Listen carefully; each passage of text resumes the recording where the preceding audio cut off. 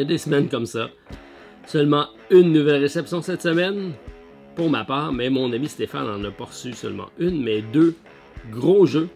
Alors, sans plus tarder, on vous présente ça, ainsi que tout ce qui s'ajoute à notre liste de suivi pour ce spécial Kickstarter du 31 août 2019. C'est parti!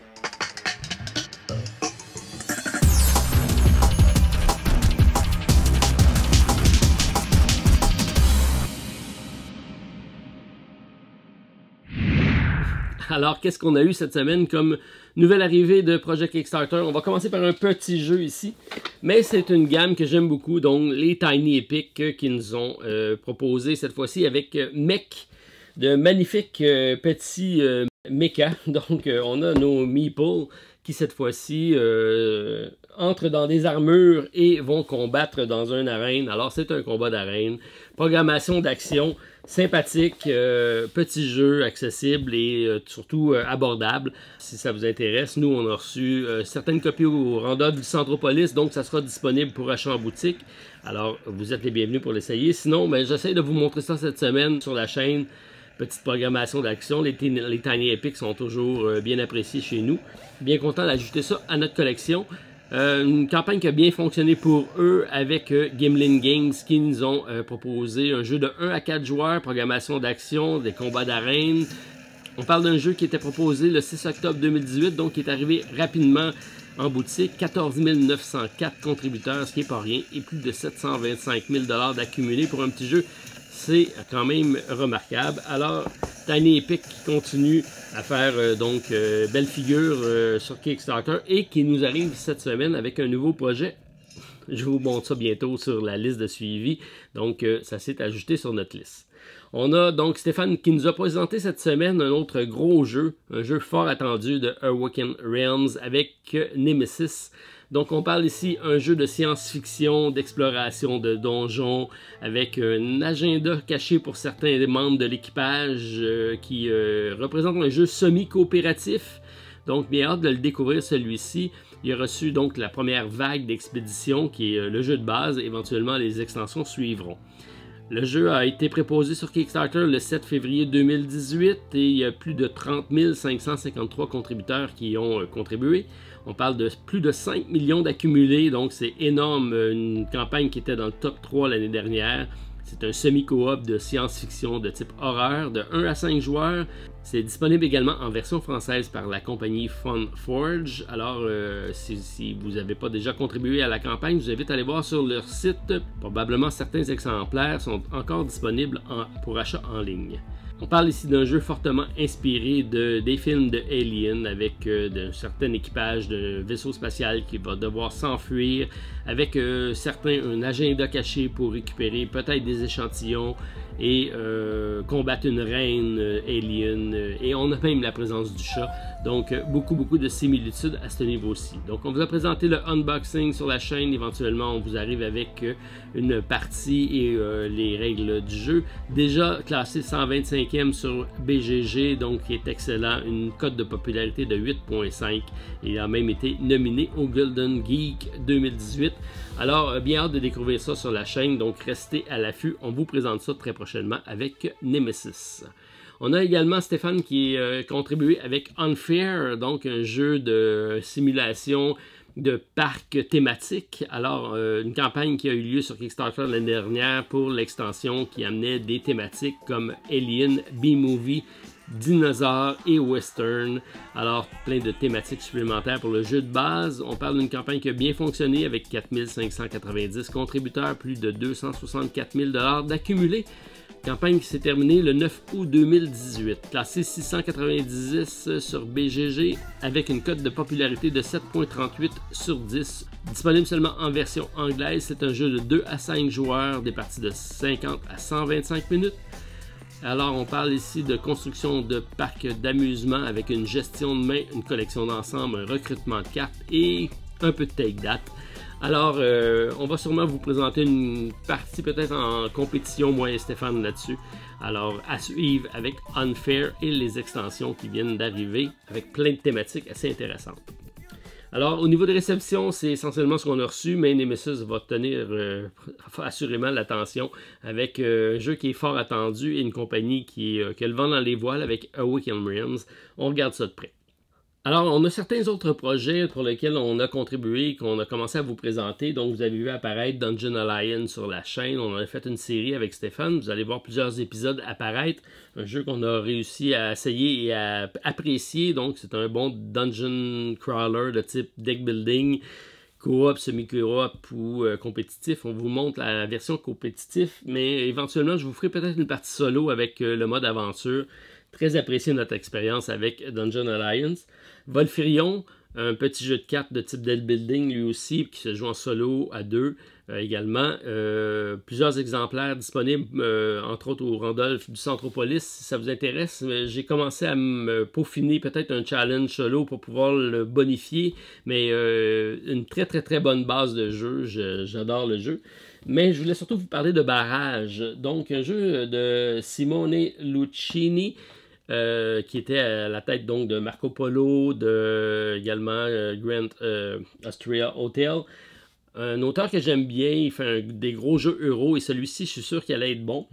Et j'ai commencé à lire les critiques suite à la campagne Kickstarter. La plupart des critiques viennent par rapport au matériel. Et malheureusement, on s'attarde beaucoup à la production du jeu, mais les mécaniques, si je me fie à notre prophète, on a la chance d'avoir au Randolph comme animateur Pierre Poisson-Marquis, qui est le concepteur du jeu Québec 1608-2008. Pierre m'a parlé justement, pas plus tard que ce soir, du jeu de barrage et il en fait, lui, son top 3 probablement de l'année 2019. Pour lui, ça fut une belle découverte et des mécaniques très bien implantées. C'est ce que j'avais vu dans le jeu lorsque j'avais contribué à la campagne et je suis extrêmement content de savoir que Pierre, ça a rentré dans ses cordes. Et ça répond exactement à ce que je pensais que le jeu allait être. Alors, bien hâte de vous le montrer en faisant fi peut-être de la qualité du matériel. On va quand même en parler, mais surtout au niveau du gameplay. Alors, un jeu très tendu, très bien amené, des mécaniques très bien pensées, avec un jeu qui fait en sorte qu'on ne peut pas anticiper le gagnant de la partie. Alors, bien hâte de vous présenter ça, Barrage. Merci à Pierre de ta contribution. Et d'ailleurs, je vais probablement inviter Pierre sur la chaîne pour parler lors de notre capsule Parlons design jeux de société, puisque Pierre a contribué, il est un concepteur et également très connaisseur au niveau des jeux de société. Alors, vous allez sûrement le voir apparaître sur la chaîne prochainement. Alors, Barrage, bien hâte de découvrir ça. Dungeon Alliance, on vous a présenté ça. Tiny Epic, c'est rentré et j'ai mis ici les extensions du 7e continent parce qu'on a encore notre concours qui continue. Alors, vous avez juste à commenter la vidéo durant la première journée et en identifiant le 7e continent pour avoir la chance de gagner une des extensions du fameux jeu d'exploration. Alors, sans plus tarder, on fait peut-être un petit bilan des précédents projets qu'on vous a présentés au niveau des suivis. Certains projets ont été contribués, donc j'ai eu une confirmation d'achat pour Sleeping Gods de Ryan Lockett. Donc c'était une question de temps pour moi, puisque c'est un auteur que j'aime beaucoup. Par contre, l'ensemble de ces jeux, généralement, n'ont pas de variante solo, n'ont pas de variante coop. Et celui-ci, c'est son premier coop et solo. Alors, on ne pouvait pas vraiment passer à côté. Et j'ai réussi à faire un achat retailer. Donc, ça sera disponible à la boutique du Randolph Centropolis. On parle ici d'un jeu d'exploration qui se joue sur une série d'aventures en mode campagne, mais on peut également faire des parties séparées. On parle d'une vingtaine d'heures environ pour faire le jeu de base. Il y a une extension qui vient avec la version Deluxe. Bien hâte de le découvrir celui-ci. De belles progressions, donc encore dans la dernière semaine, on a eu plus de 30% d'augmentation. On parle de 11 546 contributeurs au moment que je tourne la vidéo. Plus de 1,5 million d'accumulés. Alors, des chiffres très bien pour ce genre de jeu-ci. Surtout, je pense que c'est probablement la campagne la plus prolifique pour Ryan Lockett. Donc, le fait d'avoir amené le co-op et le solo, je pense que ça a contribué. Les stretch goals ont contribué également à bonifier le jeu. On a des extensions avec un mode donjon. Donc, on ne sera pas uniquement sur l'exploration au niveau de la mer. On va également aller dans des donjons. Alors, fort intéressant. J'ai bien hâte de découvrir ça. C'est donc un achat confirmé pour nous. Alors, si ça vous intéresse de réserver votre copie, vous écrivez et on vous met ça de côté. On a également certains autres jeux coup de cœur qu'on a eu durant l'été. Donc, j'ai A Burgle Bros avec le casino qui est présentement en campagne.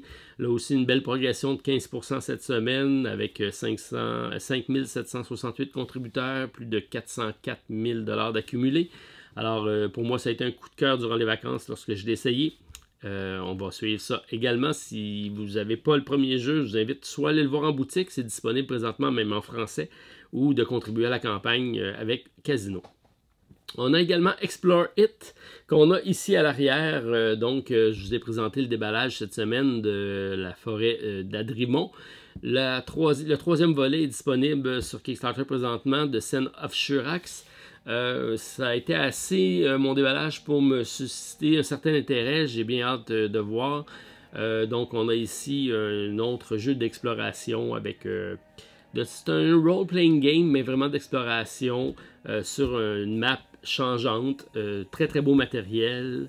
Alors, bien hâte de voir ça. L'aspect aussi intéressant, c'est que chacun des volets, puisque c'est un monde d'exploration sur le même principe, peuvent être combinés ensemble pour amener un autre gameplay. Donc celui-ci, c'est le deuxième que j'ai, et le troisième est sur Kickstarter présentement, et tout ça peut être combiné ensemble avec le premier volet également. Un jeu de 1 à 6 joueurs, des parties de 60 à 180 minutes. Et l'aspect intéressant, on parle d'un jeu apprécié au niveau de 84% sur BGG, donc c'est excellent. Donc, ceux qui ont eu la chance de l'essayer ont tous apprécié pour la plupart. Ça vaut la peine de regarder au niveau de la campagne Kickstarter, puisque le jeu est accessible à partir de 64 $ US plus 12 $ de shipping. C'est nettement inférieur à ce que vous allez payer en boutique.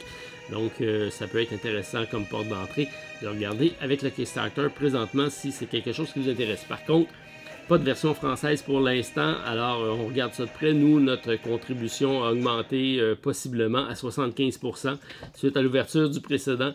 Donc, bien aimé ce que j'ai vu. On regarde la campagne qui évolue jusqu'au 1er septembre prochain. On a Merchant Cove également qui est intéressant et lui me suscite une certaine intrigue par rapport à ma première présentation. La semaine passée, je vous l'ai présenté sur la chaîne.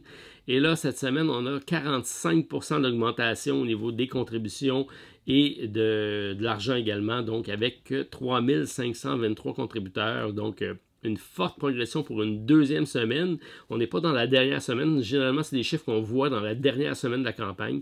Et là, une forte progression, quasiment doublée une fois et demie au cours de la semaine. Donc, ça suscite un certain intérêt. On va aller voir ça de près. C'est disponible jusqu'au 11 septembre. Un jeu à partir de 79 $ US plus 18 $ de shipping. 1 à 4 joueurs, 5 avec l'extension. Un jeu de 45 à 75 minutes. Un placement d'ouvriers, placement de tuiles. Un jeu de spéculation avec une roue d'action assez intéressante.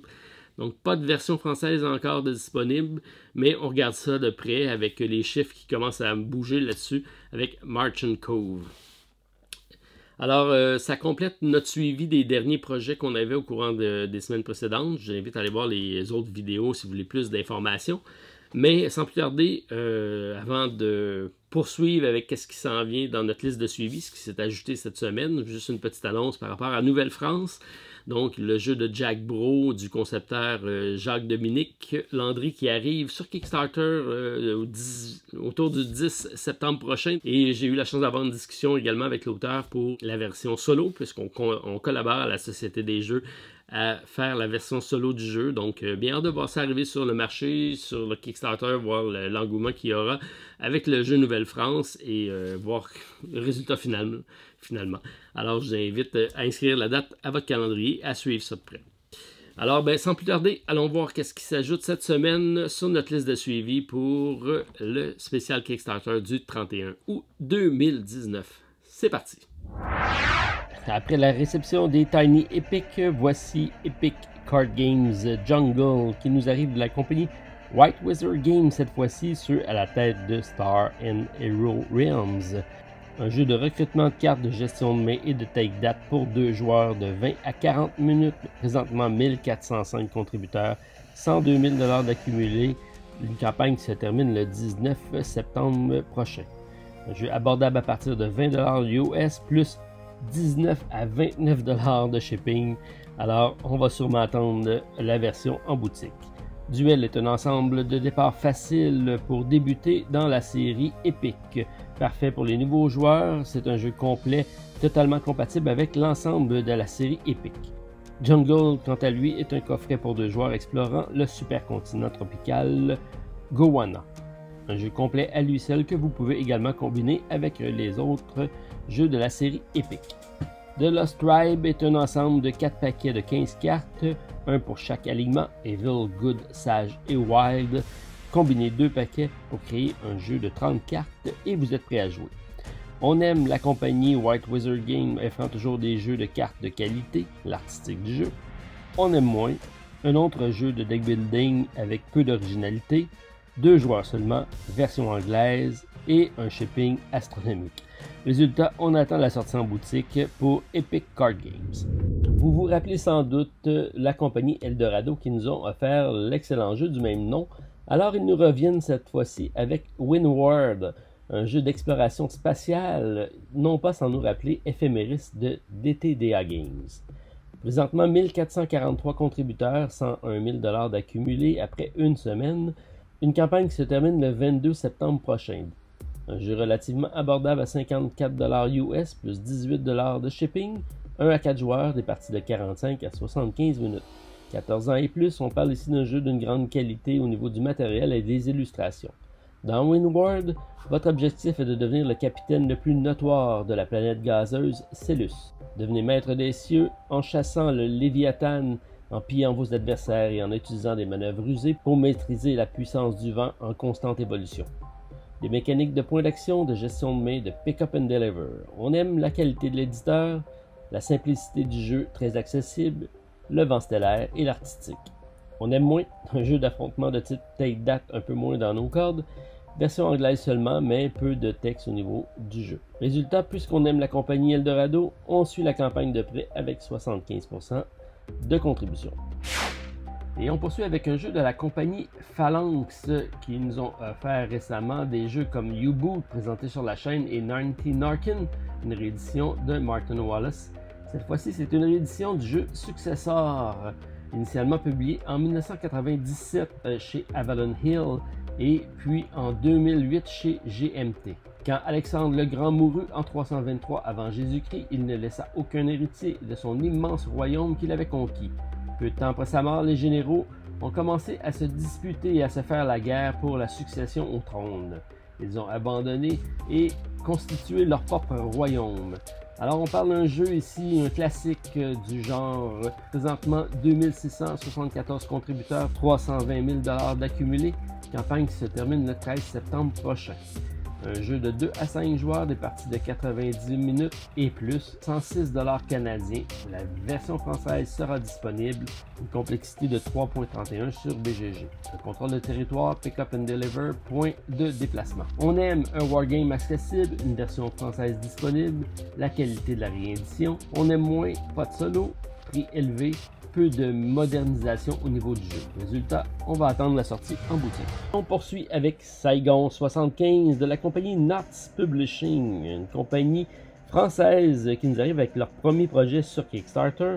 Ils ne sont pas leurs premières armes puisqu'ils ont fait beaucoup de traductions de jeux présentement disponibles sur le marché. Un jeu de 1 à 2 joueurs, des parties de 60 minutes, 14 ans et plus, disponible en version française. Un jeu des concepteurs Pascal Toupy et de Jean-Philippe Barcus. Disponible à partir de 50 € plus 9 € de transport, 18 $ US pour le Canada. Saigon 75 est un jeu de stratégie simple et rapide, simulant les luttes entre le nord et le sud du Vietnam qui ont eu lieu de l'été 1973 au printemps 1975. Tout est contenu dans quelques pages de règles et 1 heure de plaisir avec une pression présente à chaque instant. Le jeu décrit les différences entre les divisions nord-vietnamiennes et les Rangers marines et parachutistes et autres unités du sud du Vietnam. Les puissances aériennes et les désertions sont également au programme. L'expérience est complétée par des cartes d'événements qui donnent une grande rejouabilité au jeu. Un mélange ingénieux qui maintient les joueurs en haleine jusqu'au dernier tour de jeu. On aime la compagnie Knots qui rend les jeux accessibles en version française, le solo, les cubes en bois et la map en néoprène. On aime moins les frais de transport un peu élevés pour le Canada.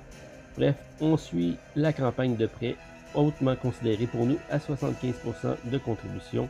on attend et on regarde les stretch goals.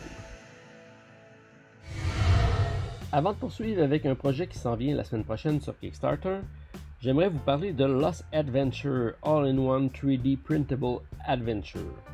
Il s'agit d'un deuxième projet pour cette compagnie qui offre la possibilité de télécharger des documents pour imprimer en 3D des aventures de Donjons et Dragons 5e édition en incluant tous les personnages et les pièces de terrain.